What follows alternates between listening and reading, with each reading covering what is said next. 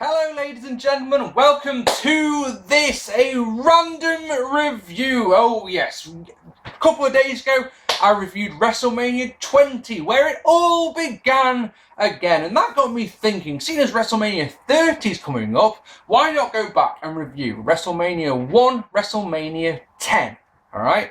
Yeah, the big milestones. So that's pretty much what I'm going to do. It's March the 31st, 1985, and we are live at Madison Cube Garden. Little Mark P is 2.5 years old. My little baby brother Craig is 2 months old, amazingly. There are 19,121 fans on hand, though you wouldn't know that because although the fans at ringside are lit up, all the people at the back and in the upper decks, you can't see them at all. They're just not lit up. So this has got a very old school feel to it. This isn't the time or place to do a full recap of how we got here, is it? If you really want to know, go and watch OSW's review of this show, because Jay Hunter spends the first 10 minutes or so telling you all about how the WWF got to this point, or just go on Wikipedia. Or, let's be honest, if you're watching a vid like this, you probably know all about it anyway. My thinking is I'd rather just get straight into it. How's that one sound?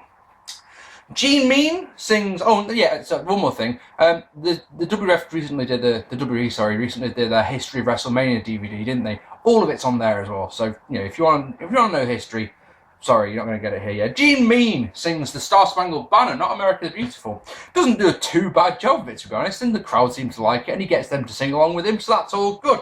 Then Alfred Hayes is at the top of the ramp as the Executioner walks past him. Hayes looks like a deer caught in the headlights. He looks absolutely fucking terrified. Looks like he really does not want to be there. Keeps looking away, like he's got some fucking notes over here or something. You're like, oh, why I have to keep looking down at my notes here instead of constantly focusing on you. He's like that, but he also looks very, very nervous, very uncomfortable. We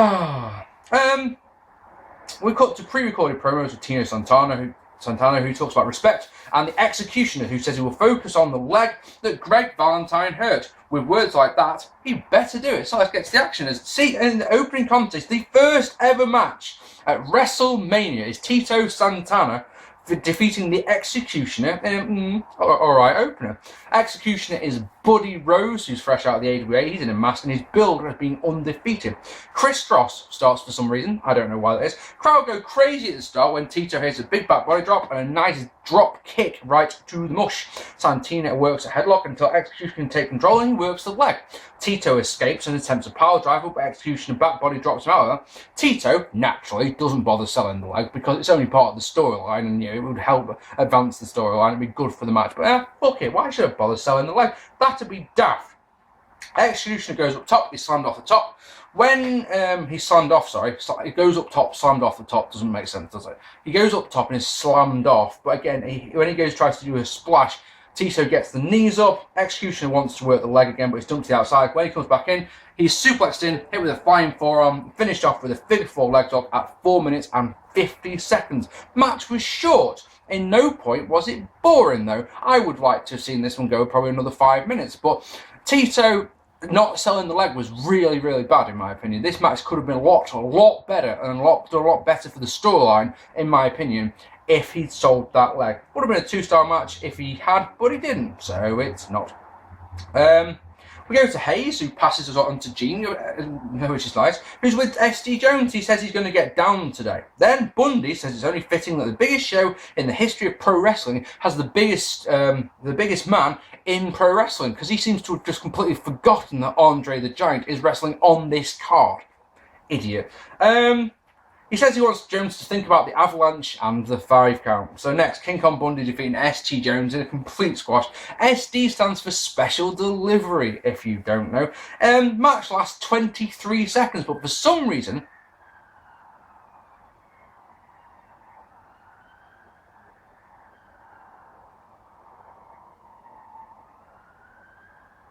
every vid. It's just every vid, isn't it? What do you reckon it is? You already know what it is. Yeah, it is. Yes. Yeah, the WWF say that it's 9 seconds long, even though it goes 23 seconds or something around that. Avalanche and the Big Splash get a 3 count, not the 5 count that King Kong Bundy mentioned earlier on. I have no idea why. I have no idea. In the back, Manic Matt Bourne says that Steamboat is too nice, which is a very good point, I suppose. Steamboat counters by saying that he's come to the WWF to get his meanness, or to find his meanness, which I suppose, again, is a good point. So, in our next match, Ricky Steamboat defeated Manic Matt Bourne in a short match. Steamboat is fresh from the NWA. Matt Bourne, like I say, is billed as Manic Matt Bourne. Nice work from both men as they trade atomic drops. Steamboat works a headlock and then doesn't move. Goes straight back to the headlock. It's all good stuff. Bourne gets a couple of suplexes. Steamboat with a back suplex of his own, a neck breaker and a crossbody press gets the win at 4 minutes and 38 seconds. Match is way too short because, again, I was enjoying this. I would have liked to see this one go a hell of a lot longer, at least 5 minutes. But the thing about this one, as I suppose, is that if they've got big plans for Ricky Steamboat, this one made Steamboat look absolutely fantastic. Hayes talks at the top of the ramp, because that's the thing. You got Mean Gene backstage. Alfred Hayes. I went to say Arthur Hayes then. Oh yes, I did.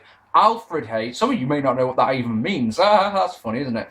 Alfred Hayes is at the top of the entranceway. There isn't a ramp per se. He's just there. So you see wrestlers walking past him. So you see in this one, you see Steamboat, Evan Bourne, Matt Bourne, and Brutus Beefcake walk past him. We go to Scheme Gene, who is with Beefcake, despite us just seeing him walk past Alfred Hayes. Anyway, absolutely classic wrestling moment here, as Beefcake's manager, Johnny Valiant, shouts a bit in heel style, and then says, sort of a tell him, Beefcake, and Beefcake just freezes. He must be a proper stage fright moment, as he just completely freezes, and then, in one of those things that I just cannot figure out why, he blows a raspberry to the camera while Johnny Valiant steps in to make the save, saying, I'm his manager, I'm not going to allow him to say anything. And you're like going, what just happened? More importantly, this is pre-recorded, so they didn't think, man, that was shit, I'm going to do that again. They just looked and went, nah, that'll do. David Sammartino defeating Brutus Beefcake. He isn't the barber yet in a boring match. David Sammartino is the son of Bruno Sammartino, and he falls into those, dude, you are never ever going to be as great as your father. You're never going to succeed in this business. See David Flair for details, sort of thing, you know? Bruno is the most over person in this match by a country mile. He's David's manager. He's David's second. Some nice work from both men. I like when Beefcake slams David. David hangs on to Beefcake's arm while he's doing the suplex, so he can flick it around and turn it into an armbar. That's nice stuff. Match is slow, the match is boring, the crowd just do not give a shit, there's no selling, there's no story to it, there is no point at all. Brutus controls until David hits a knee to the face and a suplex for 2. They go outside where Valiant slams David on the steel concrete so that Bruno can then attack Valiant to a truly gargantuan pop. And you sat there the whole time thinking, surely this match should have been a tag match. If Bruno is this over, why not just do it as a tag match? I mean, it's one of those, it gets, the big brawl breaks out. Like I say, Brutus Pearl Harbor's Bruno, and that's fucking Monsoon's words. Really? For goodness sake. No? Oh, it's right. I thought I heard one then, but I didn't. The big brawl breaks out, and that gets a double disqualification at 11 minutes and 44 seconds. This, folks, is the second longest match of the night. And, I would much rather this one been at least 6 minutes shorter and them given the time to some of the other matches that could have done with being a bit longer. And, match wasn't bad, per se. It wasn't it wasn't botchy or anything like that. It was just slow, and it was deathly boring. Really was. Hayes talks while Greg makes his way to the ring, Greg Valentine that is, to a big chorus of boos. We cut to Gene, who is with Greg and Jimmy Hart, even though we've just seen Greg walk into the ring. Doesn't make any sense. Greg cuts a decent promo for it, to be fair. JYD, though, says that he wants to chew on a bone, and if he wins the Intercontinental Championship from Greg Valentine, he'll be able to buy a whole fuck ton of bones. And you sat there thinking to yourself, I wasn't thinking that, is what I was. 3. So, I'm sure bones aren't actually that expensive, so, Junkyard Dog defeating Greg Valentine via count-out, which means that Greg Valentine retains the Intercontinental Championship. Valentine has been champion since October the 13th, 1984, defeating Tito Santana. JYD is the first guy to have entrance music on the show, and the people love him, to be honest. The both men are really over here. Back and forth until JYD unloads with the headbutts, and the place goes absolutely freaking nuts. Greg goes to work on the leg, looking for the figure four, which JYD sells nicely, especially when he goes on offense and gets some more headbutts in. He sells the leg really, really well. Greg's manager Jimmy Hart gets up on the apron to protest, gets knocked off, and it looks like he takes basically a flat back bump off the fucking apron. That, folks, look really fucking nasty. Right, and then the crowd, of course, love it. Of course they do. Slugfest leads to a roll-up by Greg with his feet on the ropes. 1, 2, 3, alright? But no, yeah, I know what you're thinking. You just said he won by count-out. Fucking Tito Santana comes out, doesn't bother selling the leg or anything, because that'd just be stupid, yeah? Comes out and says to the referee, look, his feet were on the ropes, and the referee fucking believes him. And he's going, oh, that's awful. And Greg, right, does what any does what any heel would do, and just goes, yeah, because the referee is right, I believe him, I'm restarting this match, and Greg, to his credit, just goes, fuck that, walks off, because that's what I do, and you believe him? You believe him? Fuck that noise. I'm keeping my fucking belt. Wanders off, gets counted out, so JYD wins. And it's one of those, some people may not like that finish. I fucking love it because it makes sense. Because it's just like, balls, I don't care. Yeah, the referee isn't going to do, because the referee doesn't look, if you don't get back in the ring, I'm stripping you of your title. Fuck it, I'm leaving. So he does. Brilliant. The match, both men were crazy over it, and the match essentially exists to continue the Greg versus Tito feud. Feud culminates in July in a steel cage match where Tito will win the Intercontinental Championship back. We go to Hayes, and I've got to be honest, I'm pissed bored of Hayes now. He does nothing of note, because all he does is talk about the upcoming match, right, and then passes to Mean Gene. And you just go, right, why can't we just cut to Gene Mean? Just straight away. Why? Why can't we just go to him? Oh, man. We cut to Gene Mean, who's with the Shiek and Nikolai Volkoff. They shout some things, and then the US Express both say that they're on the way to the ring, despite both of them being in their street clothes. That makes no sense. Next, the Iron Sheik and Nikolai Volkoff defeating the US Express in a good match to win the tag team titles. Our second tag match of the evening sees the US Express, who are Barry Windham and Mike Rotunda, they defeated Adrian Adonis and Dick Murdoch for the tag team titles on the 21st of January. Mike Rotunda, you may know as IRS. Big boos for the foreigners here, and as you can probably imagine, right, one of the things I need to point out about this show, if you've never seen this show, please go and watch it. I will say at the end of this one, I'm sure, I recommend to go and watch it. My God, one of the things that's annoying, other than the crowd not being lit up, and Alfred Hayes just being there in general, is that how often they ring the bell.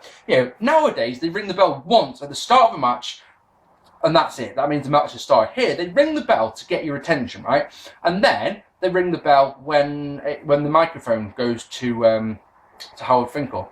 And then they introduce the heels, and they ring the bell. And then they introduce the faces, and then they ring the bell. Nikolai Volkoff then sings the national anthem, and then they ring the bell to start the match. And after a while, this really starts to grate on you, because they're doing it on every single match. And it's one of those things that's taking up so much time, and you sat there going, just stop ringing the fucking bell. Please. Anyway, interesting fact here is that the US Express's original music was real American. You all know that as Hulk Hogan's theme music, don't you?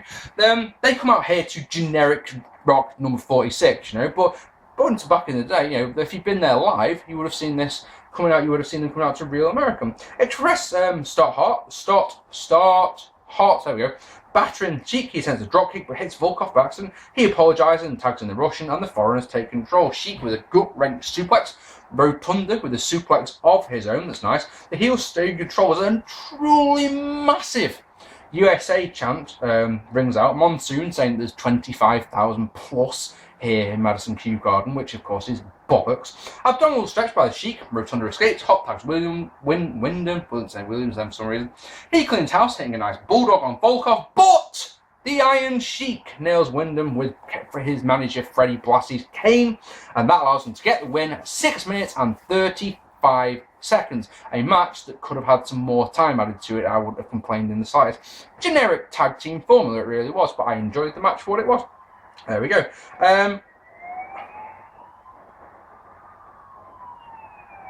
What's going on today in Stoke Poges? Sunday afternoon means it's killing time for everyone, isn't it? Fucking Christ, it's quite dark in here, isn't it? 4! The 4th one! Go on, what are you?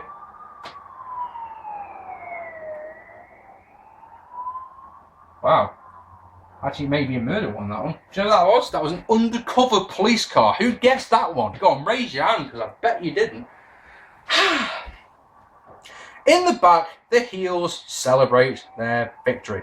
Andre the Giant then defeating Big John Studd in a truly crap career versus body slam challenge. And it's $15,000 on the line. Andre loses, his career is over. He comes to the ring, massive smile on his face, doesn't give a shit. But it's one of those, well, I know he's winning this one then, because it's one of those, Andre's not retiring, so yeah, it's a big smile on his face, doesn't care. Match is utter shit. Andre wins with, get this, yeah, a body slam. Wow, didn't see that one coming. And then he throws out to some of the money to the fans. And it's one of those times where it's $15,000, but it's actually just like about $200, but it's all in $1 bills. So you're going, hey, look, loads of money, have some money, and you get your money. You go, oh, it's only $1. Alfred Hayes gets kissed by the heels. Which is Leilana, Kai, and Fabulous Moolah. Jesus Christ. He calls it the first of our wrestling and rock matches. Oh, just go away, Hayes. We got to Jean Mean, who's with Cyndi Lauper, who says the word powerful 3 times in her promo. Why not? Wendy cuts a terrible promo, but then we go to Moolah and Leilana Kai, who of course are on their way, probably already in the ring by this point. Doesn't make sense. Moolah talks and nothing comes out of her mouth. Kai says, this is a direct quote, I'm going to do all I can. I'm going to come back to the dressing room with my hand in Victor. Hand in Victor's what? And who's Victor? You're going to go for the whole hand up to the elbow, maybe? Inside Victor? Are you going to wear him like a glove? Are you going to wear him like a puppet? I don't know. Okay, our semi-main event is Wendy Richter defeating Leilani Kai in a terrible match to win the Women's Championship. Fabulous Moolah had helped. This is the problem, you see. You go to say, Hayes gets kissed by Fabulous Moolah, and there's no context to it. He just does. I know how ridiculous it sounds. We all listening to it going, what the fuck are you talking about, Pearson? Moolah helped Kai to win the title on the War to Settle the Score, an MTV special that had been broadcast. Well, this is the thing, they broadcasted the main event, which was Hogan versus Piper, on February the 18th. The rest of the show aired on March the 5th. But anyway, the point is that Leilana Kai had won the championship on that show. Everything that they do in this match is horrible. It's just sloppy as hell. The particular one is a gut-wrench suplex attempt that they do. They try and cover it by going into, a cover, really. But the damage is done at that point. It's like everything they do is shit, man. I mean, Wendy Richter can't run the ropes. And I mean that legitimately. We all know, if you've never done anything like training or anything, but we all know, as wrestling fans, when you get whipped into the ropes, you grab the top rope with your right hand. That's just what you do. You grab onto the right and you push yourself into the ropes, yeah? Richter goes in and she puts her right arm over the top rope and does it like that. And you're like, that looks horrible. And they finish something rotten as Leilana Kai does a cross-body block off the top, yeah? And the finish is meant to be that Wendy Richter rolls through with it, gets the win off that, and she can't get her over. And you're like, this match is wank in all kinds of ways.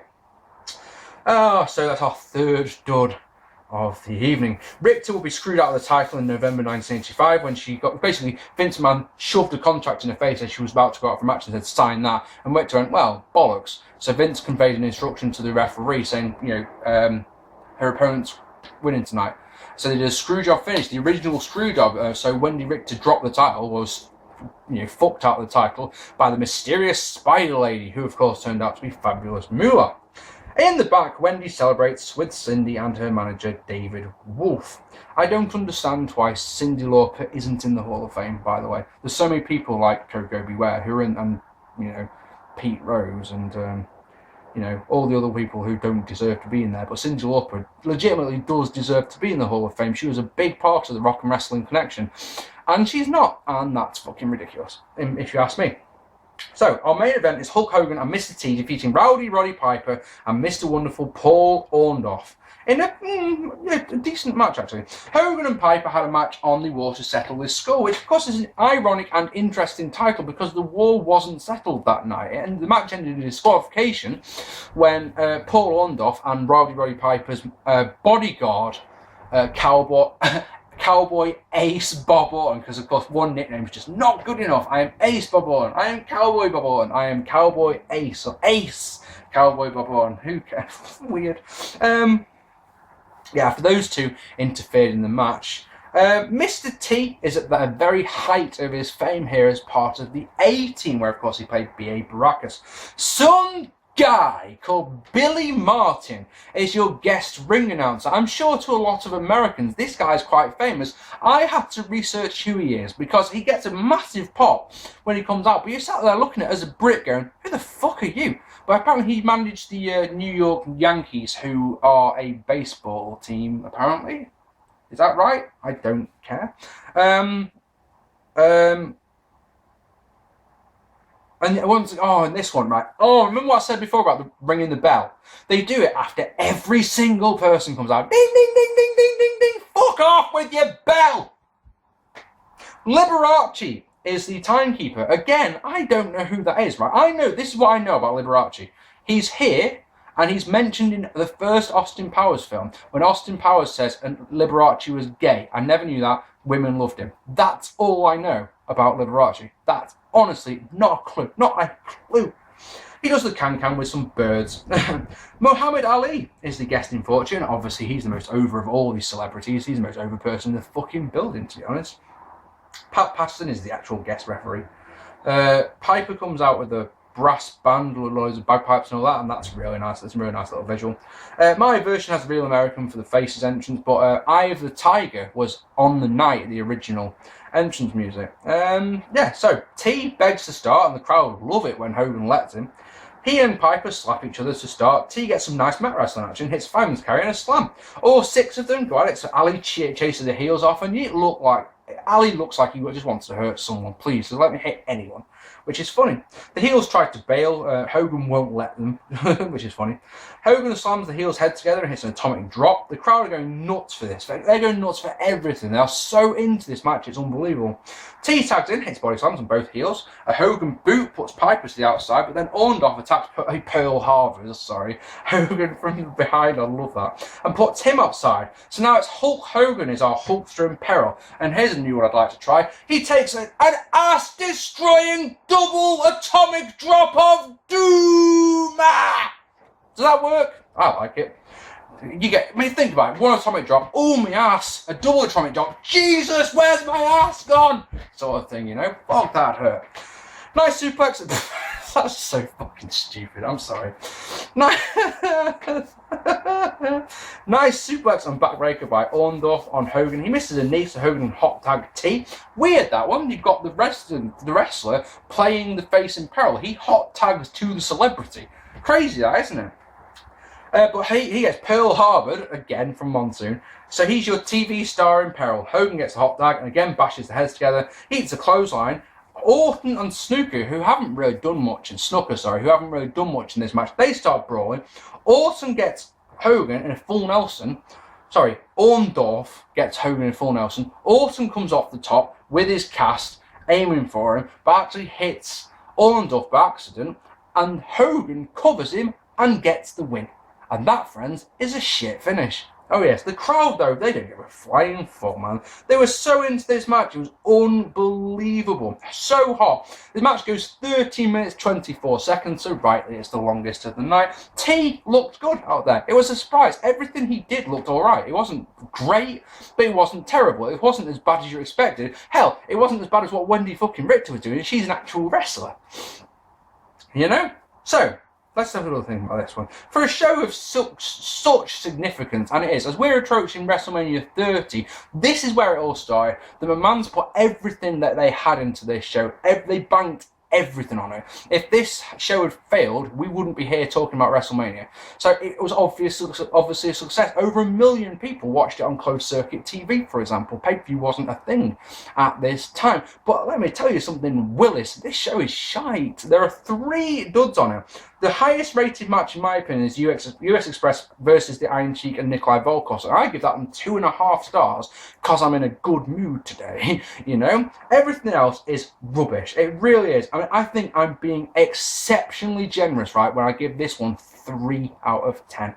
Ladies and gentlemen, have you seen WrestleMania 1? If you haven't seen WrestleMania 1, I'd love to know why. Let us know down below. I'll be back in a couple of days with a Raw review. I hope you've enjoyed this random vid that I've just done because I could. I've been Mark P. Thank you so much for watching. Leave me a comment down below. Hit like if you haven't already. Hit subscribe if you haven't already. Give me some love for my heel beard. Yeah, you know you love it. I've been Mark P. Take it easy, guys.